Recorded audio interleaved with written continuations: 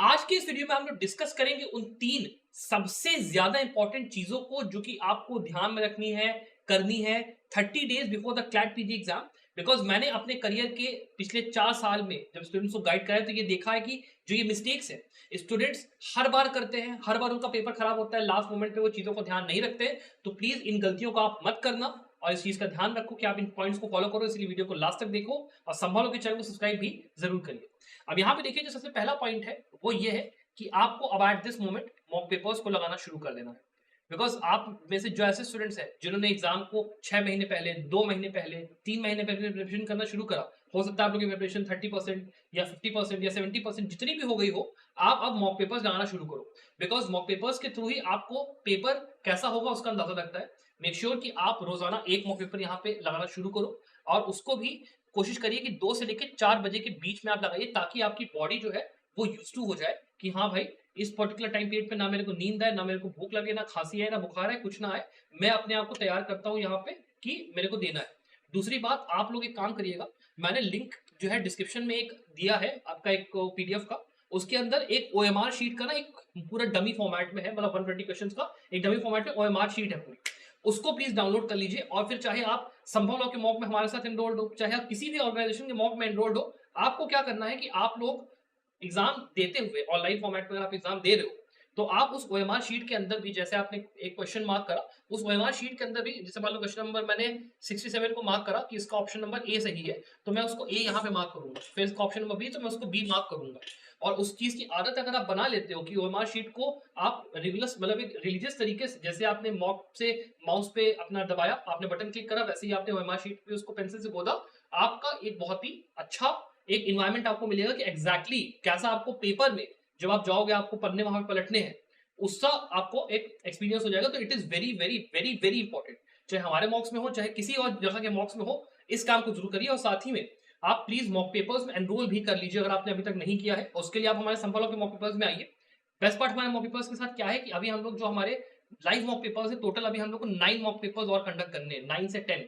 और यहाँ पे हम लोग सारे के सारे जो पैटर्न है क्लैट पीजी के, उनके अंदर हम लोग रैंडमाइज तरीके से कंडक्ट करेंगे इसके आगे लाइव मॉक पेपर्स। प्लस इसके अलावा आपके 50 टोटल मॉक पेपर्स इसमें इंक्लूडेड, मतलब 40 हम लोग पहले से आपको प्रोवाइड यहाँ पे कर चुके हैं। जो आपके लाइव मॉक पेपर पहले के वो भी आपको मिलेंगे। एकदम रीसेंट जो एकदम लेटेस्ट केसेस आ रहे हैं उसके ऊपर हम लोग यहाँ पे आपको मॉक पेपर्स प्रोवाइड कर रहे हैं। इसकी जो कॉस्ट है वो आपके अभी दिवाली का ऑफर चल रहा है 2699 में, along with all the case law summaries, all the recent update, सब कुछ पूरा इंक्लूड करके हम लोग इस कोर्स के अंदर दे रहे हैं। तो मॉक पेपर्स के पॉइंट ऑफ व्यू से बेस्ट अगर आपको कोर्स चाहिए जहां पे केस लॉज ही मिल जाए, best in class mock papers मिले, मॉक पेपर्स की प्रैक्टिस तगड़ी में हो, आखिरी के महीने में 7 मॉक पेपर्स लाइव हम लोग कंडक्ट करेंगे बैक टू बैक।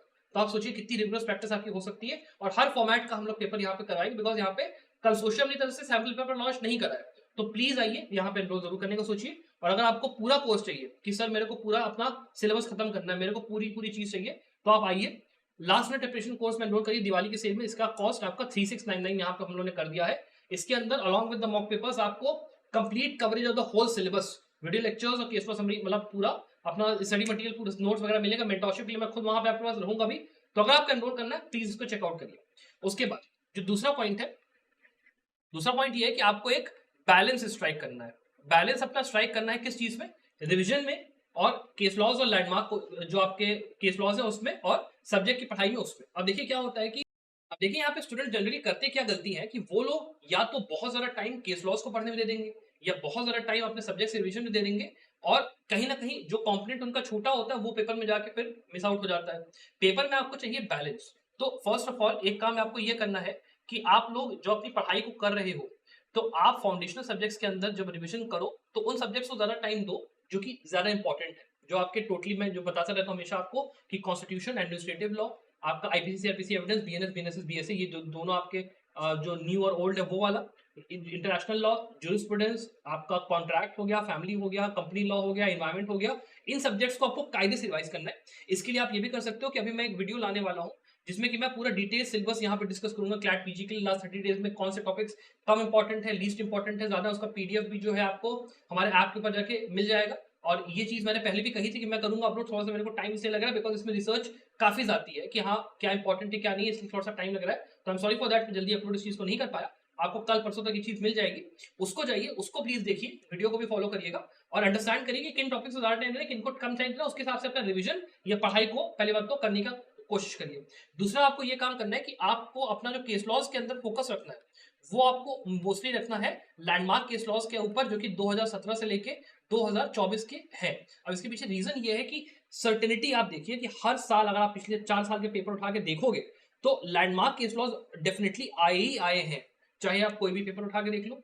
दूसरा ये रहता है कि पांच जब 4 पैराग्राफ आ रहे हैं, मेरे को केवल 140-150 केस पढ़ के ही इतना सारा मेरा कवर हो जा रहा है सिलेबस, तो मैं फिर क्यों जाऊं इतना ज़्यादा मेहनत करने के अंदर कि मैं रिसेंट केस लॉस जाके पिछले 2-3 साल 4 साल के पढ़ रहा हूँ। That is does not make sense, वो आपको काम नहीं करना है। दूसरा काम आपको ये करना है रिसेंट केस लॉ के पॉइंट ऑफ व्यू से कि आपको केवल 2024 तक के जो लैंडमार्क के जो रिसेंट केस लॉज आए केवल आप उनको देखिए, बिकॉज उसके भी आने का काफी अच्छा यहाँ पे चांस होता है। बिकॉज कंसोर्शियम की आदत है कि वो कम से कम 2 से 3 पैराग्राफ ऐसे केसेस के देंगे दैट आर जस्ट मतलब लेटेस्ट एकदम इसी साल के हैं, और वो आपका अक्टूबर के सितंबर के महीने के या जुलाई के महीने के जून के महीने के उनकी आदत है। तो आपको ये दो चीजें करनी है कि आपको फाउंडेशन सब्जेक्ट्स हैं जो मैंने सब्जेक्ट्स के नाम लिए उनको जाके कार्य से रिवाइज करना है। Landmark case laws recent case laws के अंदर इन चीजों को ध्यान में रखना है कि आप इन चीजों को पढ़ लो, वो बहुत ही ज्यादा इंपॉर्टेंट है।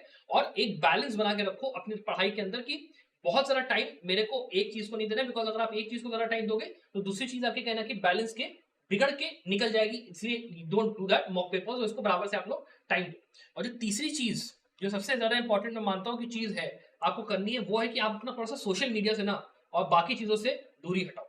नाउ जस्ट मेक श्योर कि आप केवल 1 घंटे का टाइम अपना ले लो सोशल मीडिया बाकी चीजों के लिए, और अपना मेजर जो टाइम है कम से कम 12 से लेके कहूंगा कि 15 घंटे अगर आप कर पाओ, बहुत ज्यादा वैसे हो जाएगा, आपको अपने एग्जाम के लिए डोनेट करने हैं। आप अगर आप चाहे तैयारी फ्रॉम स्क्रैच कर रहे हो, चाहे आप तैयारी अभी शुरू कर रहे हो, रिवीजन आपका मतलब चल रहा है, जैसे भी आपका जो भी कर रहे हो इस बात का मेक श्योर करिए कि भैया मैं 12 से लेकर 15 घंटे प्रॉपर पढ़ाई कर रहा हूँ, मैं अपने मॉक पेपर्स पे कार्य से फोकस कर रहा हूँ, मेरी रिवीजन पे काफी अच्छी कमांड है या पढ़ाई पे अच्छी कमांड है, मैं अपना टाइम टेबल कार्य से डिवाइड करूँ, 1 से लेके 2 से लेके 4 के बीच एक मॉक पेपर लगाऊं और प्रॉपरली उसका रिवीजन भी करूँ मॉक पेपर का, that is very very important. तो इस तरीके से ये जो 3 चीजें हैं इनको आपको बहुत कार्य से ध्यान में रखना है कि आप इसको जरूर से फॉलो करो। और अपार्ट फ्रॉम दैट अगर आपको कोई डाउट है, कोई चीज आपको पूछनी regarding the itself CLAT PG, तो आप उसे नीचे जाके कमेंट से पूछ सकते हैं, I will very happy to answer that. Apart from that I wish you very best of luck for your success.